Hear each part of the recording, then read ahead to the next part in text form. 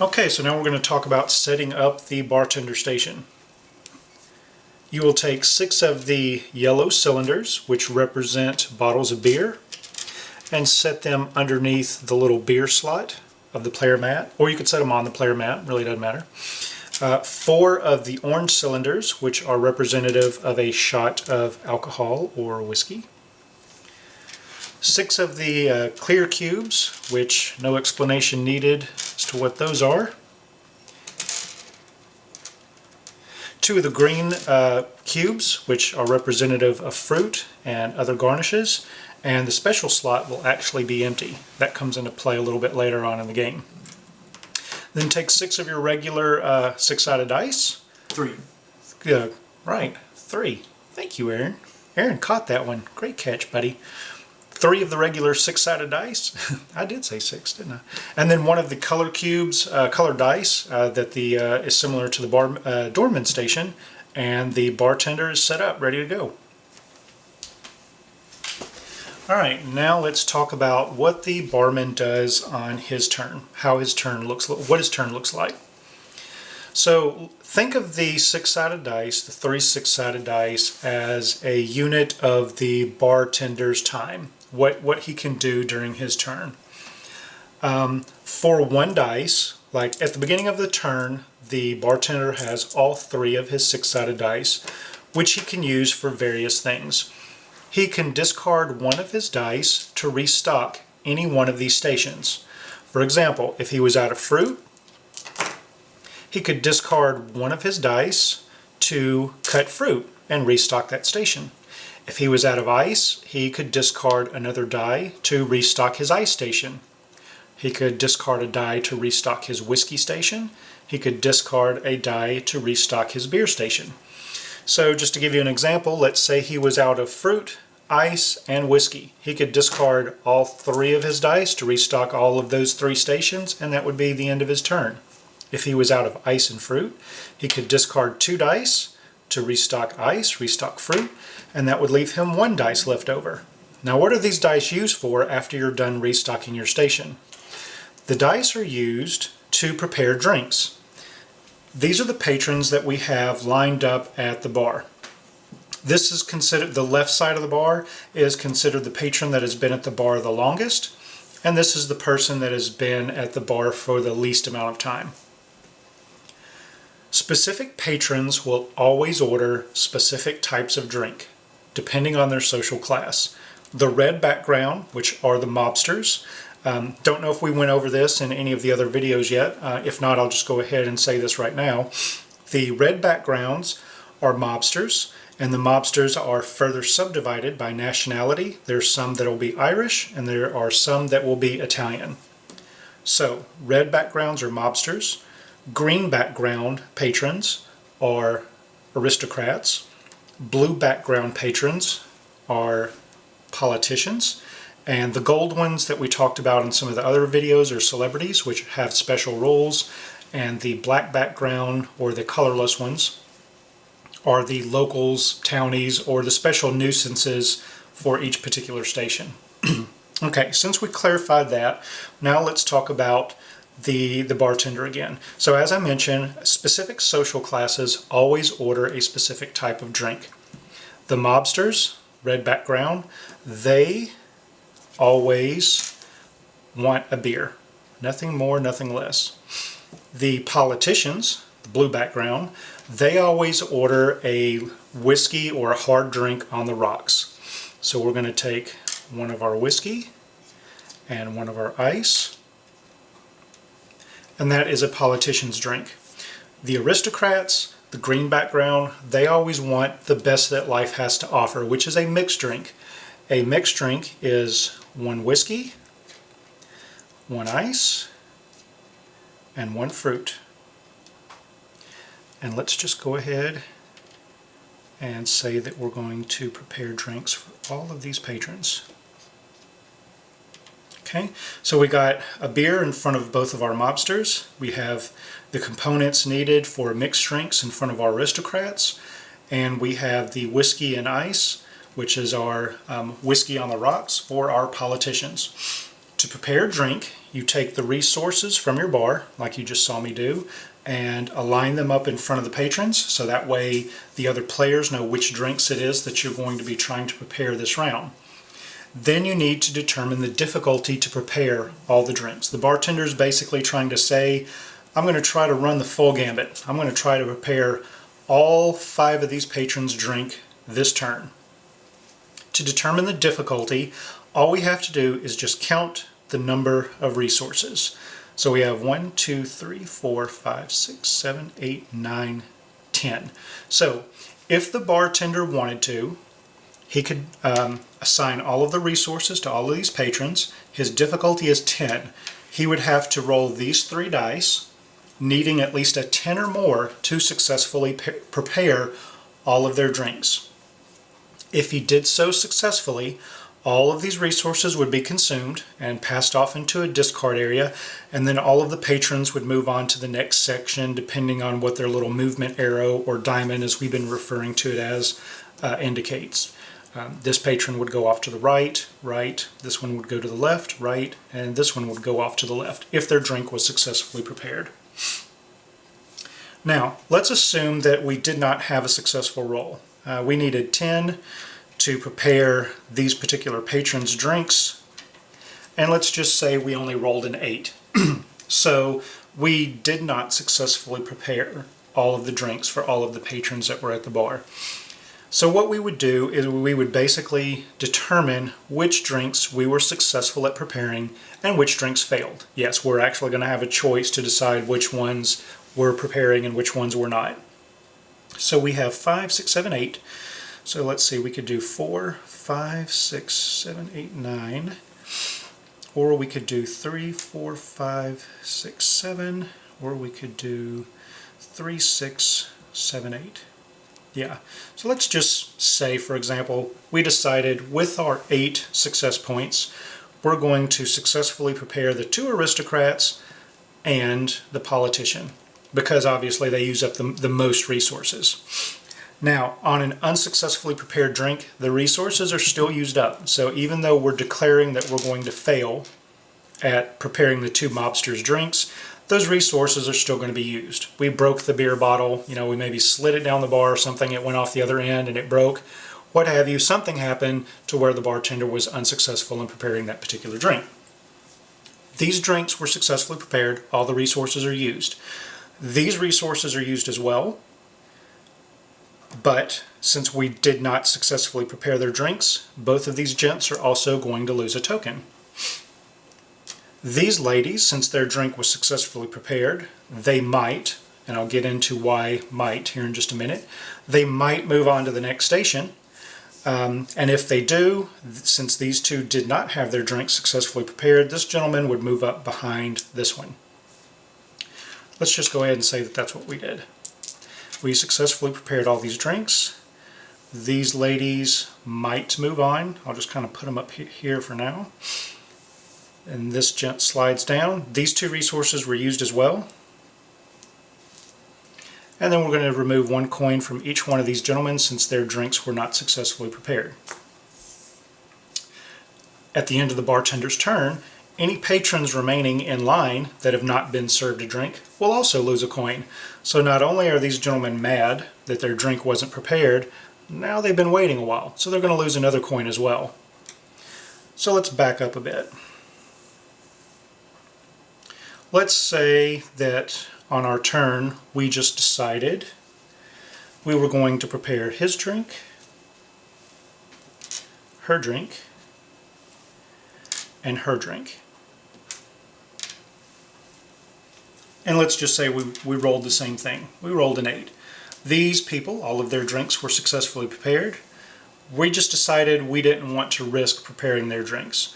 So at the end of the bartender's turn, after these people move off, if they do move off, these 2 people, patrons, would only lose 1 token each for not having a drink prepared this turn, for waiting.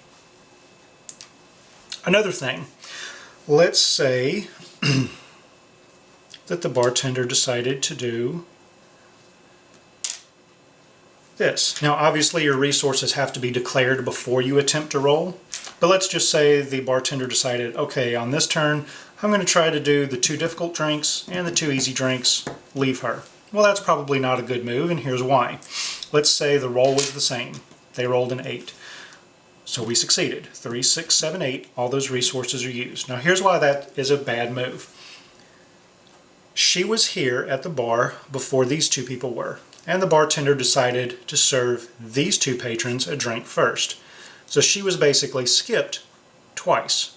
We prepared 1 drink before her, and then another one before her. So since she was skipped twice, you know what that means from the doorman station. She's going to lose not 1, but 2 tokens for being skipped over twice.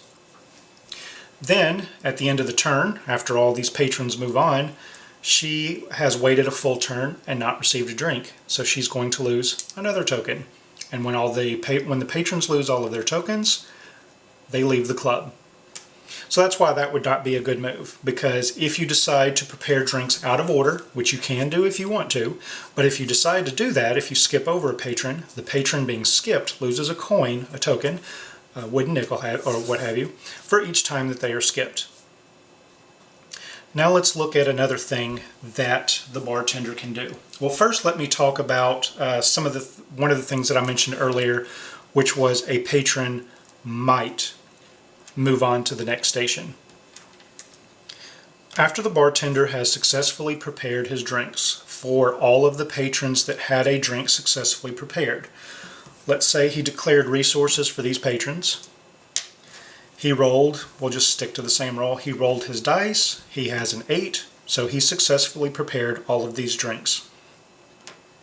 Now we have to determine if any of these patrons are going to stay for another round of drinks. It's kind of unthematic to assume that someone's going to go to a bar, order 1 drink, and then, okay, I'm out of here.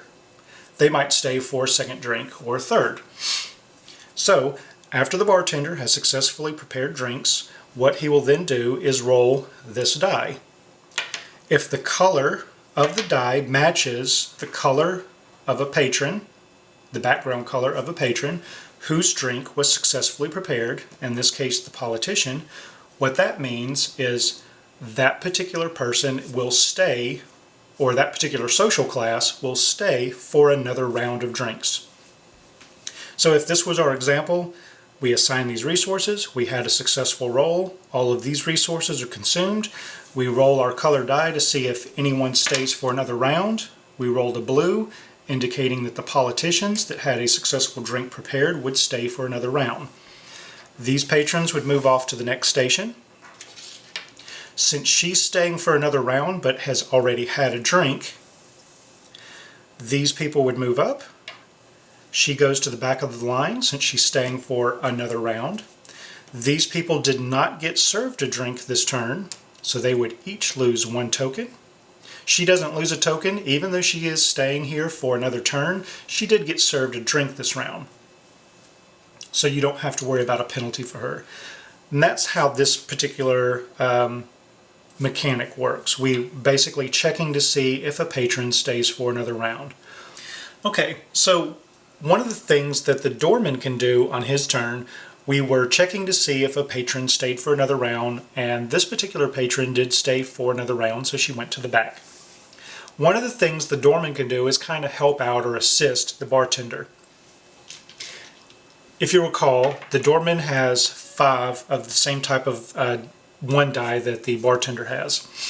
So if the doorman wants to, he can use one of his die to basically force or cut off a patron, is what we call it. And basically what you're doing is you're going to force this patron to move on to the next station. So the doorman would say, okay, I'm going to try to cut her off, basically get her to move on. How that works, the doorman uses his 1 die, rolls it. If it is not the same color as the background of the patron, this one's blue, our politician. If it's any color but blue, then that patron's like, oh, okay, and moves on to the next station. No harm, no foul. If the doorman does roll the same color as the background of the patron, again, this is a somewhat successful cutoff. The patron will move on to the next station, but she's a little agitated that the doorman came over there and told her to move on, so she will lose 1 coin in doing so. Now, keep in mind that the doorman only has 5 of these dice. So if during the bartender's turn the doorman's like, you know what, I'm going to use one of my dice to try to cut her off, then on the next turn the doorman will only have 4 dice to use on his turn, since he used one of them to force this patron to move on. Now let's look at another situation. Let's say this was our turn. Go ahead and set this up. Let's say the bartender declared these resources. He did his roll, and he rolled enough to successfully prepare all of these drinks, so all of these resources would be consumed. The bartender then rolls his 1 die to check to see if any of these patrons stay for another round. He rolls a green, which is the aristocrats. These 2 ladies are aristocrats. That means they are staying for another round. All of these resources get used. This patron moves off to the left, going that way. This patron moves off to the right, going that way. These 2 ladies decide to stay for another round because both of them have the background color that matches the another round check. So, again, the doorman can do the same thing. The doorman has 5 dice on his next turn.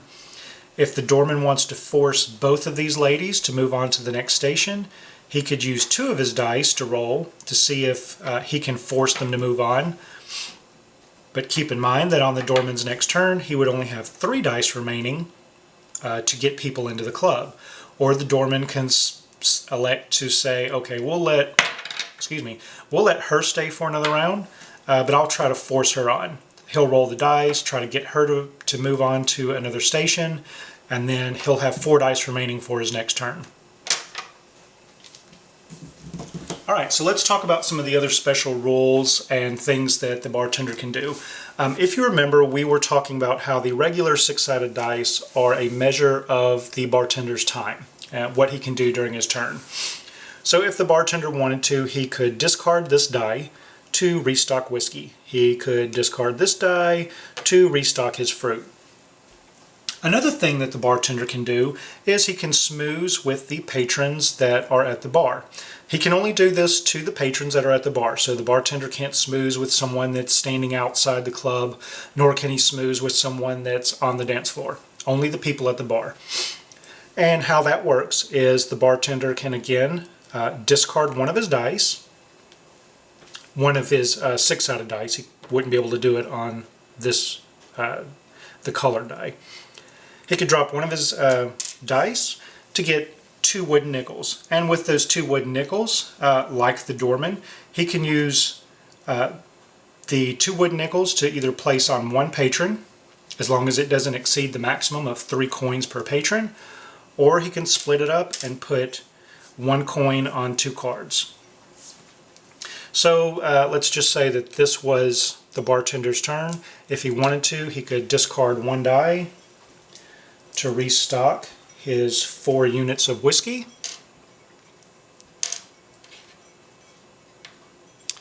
Then he could drop 1 of his dice to cut fruit, and then he could drop 1 of his dice to smooth this patron back up to 3, and he's used all of his dice, so his turn would pretty much be over.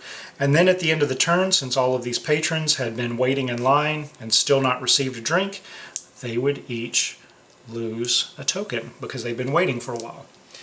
Not that that's probably the most optimal thing that you would want to do on your turn, just giving you an example of the different ways the bartender can use his dice. So now let's talk about the special patron, or the nuisance, to the bartender station. This is Stanley Edwards, and he is basically the town drunk. When Stanley Edwards gets to the doorman queue, he always gets into the club. He's never not allowed in the club, and there's rules in the rule book that explain how to use him when he gets to the doorman station, but just know that he always gets into the club. Once he gets to the club, he beelines straight for the bar. Stanley Edwards can easily be recognized by the little icon down at the bottom of his card, which matches the icon at the bottom of the bartender player mat. That lets you know that this is the town drunk. He is the nuisance that applies only to the bartender. So, how the mechanic works for Stanley Edwards. Once Stanley Edwards comes to the bartender station, he orders a beer every single turn until the scenario is over, for as long as he is at the bar. Every single turn, he's going to order a beer. Every single turn. For every turn that he has not served a beer, let's just say you were out of beer, and for whatever reason you didn't have enough dice to restock, or you decided not to restock. If you decide not to serve Stanley Edwards a beer, he throws a huge temper tantrum, a huge fit, cusses, and just makes a big ordeal at the bar that displeases everyone else at the bar, and they all lose one token. So it would actually cause these ladies to leave, and he was on the verge of leaving. Now, if you do serve Stanley Edwards his beer, let's say on your turn you decided to do this, and you successfully serve him a drink. You would take one of your wooden nickel tokens and place it on Stanley Edwards. On the second turn that you successfully prepared him a drink, you would put another token on Stanley Edwards. And you would continue to do so until Stanley has 4 wooden nickels on his card. Once Stanley has 4 wooden nickels on his card, he basically passes out. And that means on the bartender's next turn, he does not have to serve him a drink. The first turn that he's passed out, he will lose 2 wooden nickels. On the next turn, when it comes back to the bartender, he doesn't have to serve him a drink because he's passed out, but he would lose another 2 wooden nickels. And then on the next turn, when it comes back around to the bartender, he has no tokens on him, he regains consciousness, and guess what? He's going to start ordering beers again, one right after another. Every turn, you would serve him 1 beer until he gets back up to 4 again, and then you just rinse repeat. That's how Stanley Edwards works when he is at the bar. Okay, another special rule that the bartender can do. Let's talk about watering down drinks. You remember earlier we talked about specific social classes always order a specific type of drink. So mobsters always get a beer. Aristocrats always get a mixed drink, which is a ice fruit whiskey. And let's just say we're going to do the same thing here. Now, another thing that the bartender can do is water down a drink. Watering down a drink is a little bit of a risk-reward. This is how you would declare that you're watering down a drink. Any drink that you prepare that takes a whiskey and an ice, which is going to be the mixed drinks for the aristocrats or the whiskey on the rocks for the politicians. We'll just do that so you can kind of see what it looks like for both classes. So any drink that you prepare that has both alcohol, whiskey, and ice, you basically add another ice to it. So what this does to our difficulty is when determining difficulty, if you remember, all we have to do is add up our resources. So we've got 4, 5, 6, 7, 8. The difficulty would be 8 to successfully water down, to prepare all these drinks, and at the same time we're watering down these 2 ladies' drinks. The benefit to watering down drinks is if we're successful, any drink that had the orange whiskey resource would be returned back to the bar. All of the rest of the resources are used. If we are successful, we get these resources back. All of these are consumed. And then when we do, actually let me set this back up. I probably took those off a little prematurely.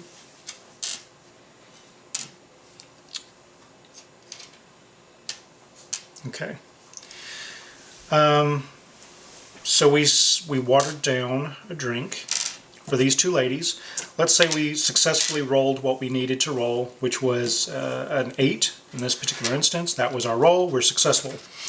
Now, if you remember, the next step is checking to see if someone stays for another round. So let's say we rolled blue when checking for another round. If her drink would have not been watered down, she moves on to the next station.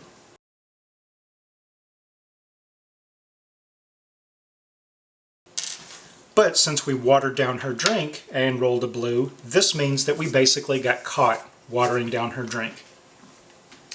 When that happens, all of her tokens are discarded because now she's just completely upset that, we were basically trying to scam her, that we're serving her an inferior drink. And after all, this is what speakeasies are all about. People are coming to the speakeasy to get their alcohol fix. And we didn't do that. We decided we were going to scam her and shortchange her drink, so to speak. So she's going to lose all of her coins. And everyone else that's at the bar also learns of this. And now they're becoming a little suspicious of their drinks. So everyone else at the bar is also going to lose 1 coin because now they're going to be suspicious about their drink. And if you remember, any patrons that lose all of their tokens, they're like out of the club. They're not going to stay any longer at the club. So that's a little bit about how watering down drinks work. If it's successful, you get to keep your orange resource, the whiskey, alcohol resource. Everything else is used, including the ice. And then when you check for another round, if the color matches that of the background and their drink was watered down, you basically got caught watering down their drink. Alright, so now let's talk about how the bartender handles a celebrity when a celebrity comes to the bar. So like the doorman station, when a celebrity comes to the bar, they must be served the turn that they come to the bar. If not, they immediately lose all the tokens that they've accumulated on their card and they just leave the club. The type of drink that the celebrities will order will always be the best that the club has to offer, which will be, in most cases, the mixed drink, which is your fruit garnish, your ice, and your whiskey. They always order a mixed drink, unless you happen to have a special drink. If you have a special drink, then they must be served a special drink. To learn a little bit more about special drinks, how you get special drinks, feel free to download the rules that's on the Kickstarter page and learn a little bit more about checking for special drinks and what type of special drink you get. For now, I will say, just to keep it brief, a special drink is basically a wild card resource. You can serve it to any type of patron. The difficulty to serve a special drink is 1, and you get certain types of drinks from certain type of mobsters, Irish or Italian, depending on which family you are affiliated with. So again, a quick summary. When a celebrity comes to the bartender station, they must be served on the turn that they come to the bar. They must be served the highest quality of drink that you have. And then the other thing about the celebrities, which is the special rule that applies to all stations, except for the door. When a celebrity comes to the bar, the number of wooden tokens, wooden nickels that she has on her card, you receive as a bonus. So this celebrity has 3 tokens. So I received 3 tokens. Actually, she wouldn't be there if she didn't have at least something on her, right? So when she comes to the bartender station, she has 3 tokens. So we receive a like number of tokens that we can spread to the other patrons that are at the bar, because they're basically in awe that they got to see a celebrity. And the bigger the celebrity is, usually the more tokens they have. The more tokens that they have, the more of an impact it will have on the other patrons at the bar.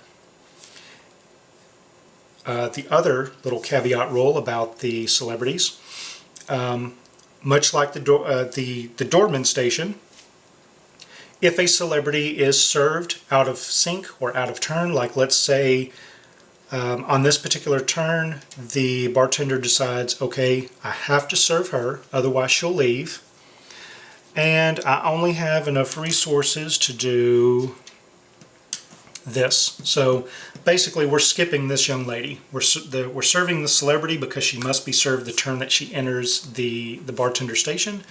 We're skipping her. Like the doorman station, if a celebrity skips over any other type of patron, they do not have a penalty. because again, the patron is just so in awe that they got to see a celebrity sit at the bar next to a celebrity. They are not going to mind if their drink is prepared before them.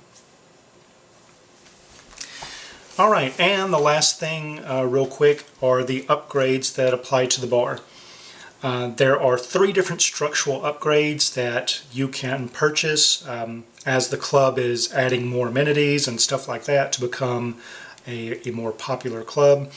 There's 3 different upgrades they can get: the ice chest, the bar upgrades, the sliding panels. Each have a particular effect that apply only to the bar, and you know that these apply to the bar because they have the little martini icon down at the bottom.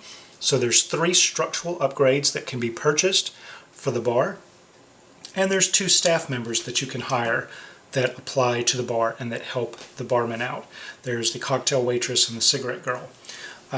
Each particular one has special rules. You can check more into the rule book that's on our Kickstarter page to learn specifically how their rules affect the bartender station. It basically offers some bonuses. It makes it a little bit easier for the barman to run his station.